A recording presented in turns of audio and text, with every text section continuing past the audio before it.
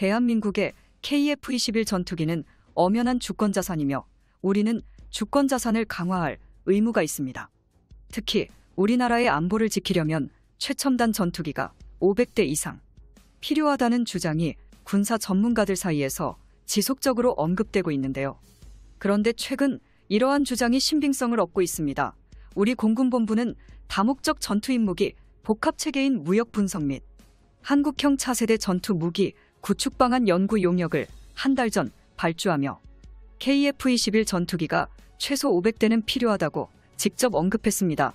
전투기 수량을 자세히 언급한 것은 이번이 처음인데요. 관련된 보고서 내용은 한반도 전쟁 환경에 최적화된 전투임무기 복합체계에 적합한 항공기 편성과 소요 내용을 도출하는 것이었습니다. 우리 공군의 주장이 맞습니다. 앞으로 5세대 스텔스 전투기 개발까지 차질 없이 진행되어 중국과 일본을 초격차 수준으로 압도하는 군사 강국이 되려면 KF-21 보라매의 추가 증산이 반드시 필요한 상황이 되었습니다. 또한 보고서에선 KF-21 전투기의 유무인 전투임무기 단계별 구축 방안도 제시됩니다. 이에 대해 과학기술의 혁신적 발전에 따라 가속화되고 있는 무기 체계와 군사 전략 개념의 변화를 반영한 차세대 전투기 전략을 빠르게 구축해야 한다는 것이 공군의 의견입니다. 이처럼 공군본부는 전투임무기 획득 기간을 고려해 KF-21 이후 유무인 전투임무기 복합체계 소유제기 등 500대 이상의 KF-21 차세대 전투임무기의 단계별 구축 방안을 수립할 필요가 있다고 밝혔습니다. 이에 대해 한국항공우주산업은 KF-21 개발로 확보한 기술과 초도 양산을 통한 1호기의 부품부터 시작해 92%에 달하는 KF-21 부품 국산화 기반을 토대로 최대한 효율적이게 생산 라인을 구축했다고 밝혔는데요. 한국이 독자적인 기술로 보유한 능동천차 배열 레이더와 전자광합 표적 추적, 장비 적외선 추적, 장비 통합 전자체계 등 주요 항전 장비를 포함하여 총 85종의 품목이 국산화 진행 중이거나 성공했다고 언급했습니다. 우리나라는 차질 없이 KF-21 전투기의 전용 비행 임무 장비, 소프트웨어와 60여 개 품목을 직접 개발하고 있는데요. KF-21 전투기의 배치 수량을 500대 이상 생산이 가능하게끔 최대한 늘리려 끊임없이 노력하고 있습니다. 한편 현재 우리나라도 문제가 없는 건 아닙니다. 군사 강국들은 5세대 전투기를 넘어 6세대 전투기를 개발하고 있습니다. 미국은 2028년에, 유럽연합은 2035년에 6세대 전투기를 내놓겠다고 선언했는데요.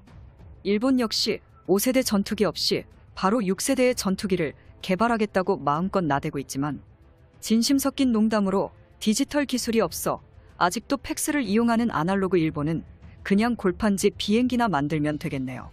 이처럼 세계 각국과의 경쟁에서 뒤처지지 않기 위해 6세대 스텔스기 개발을 준비해야 한다는 의견이 나오고 있습니다. KF-21 블로거는 4.5세대 전투기로 분류됩니다. 4.5세대란 4세대 전투기와 5세대 전투기 사이의 수준이라는 의미입니다. 4.5세대 전투기를 제대로 이해하기 위해서는 전투기의 세대 구분에 대해 알고 있어야 하는데요. 4세대 전투기는 컴퓨터가 제어하는 고성능 레이더 시스템으로 장거리 미사일을 발사합니다.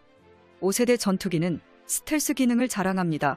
F-22 랩터와 F-35 라이트닝이 5세대 전투기입니다.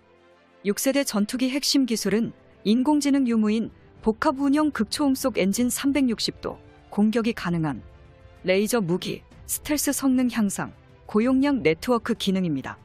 전투기의 인공지능 기술이 적용되는 2035년부터는 인공지능의 조종사에게 이동거리나 속도 방향을 조언하는데요. 2030년 이후 자유의지와 인간 천명의 능력을 가진 인공지능이 등장하면 인공지능이 무인기를 단독 조종할 수 있을 것으로 예상됩니다. 이처럼 우리 국방부는 KF-21을 넘어 5세대가 아닌 6세대 전투기를 보유하기 위한 계획을 수립하기 시작했습니다. 특히 새 전투기의 유무인 복합체계와 무기를 장착하겠다는 청사진을 그리고 있는데요. 정상화 공공참모체제는 앞으로 등장할 6세대 전투기에는 유무인 복합체의 운영 개념이 필수가 될 것으로 전망하고 있다며 앞으로 유무인 전투기가 복합적으로 운용되면 전장 상황 인식에 우위를 점하고 우리 군 유인 전투기의 생존성을 높임으로써 공중수를 더욱 빠르게 확보하는 것은 물론 전승을 보장하는 강력한 힘이 될 것이라고 말했습니다. 이에 발맞춰 국방과학연구소는 무인기 자유화 기술을 개발했는데요. 무인기 자유라는 비행체 외부에서 발생하는 위협적인 환경 변화에 무인기가 자율적으로 대응하는 기술입니다.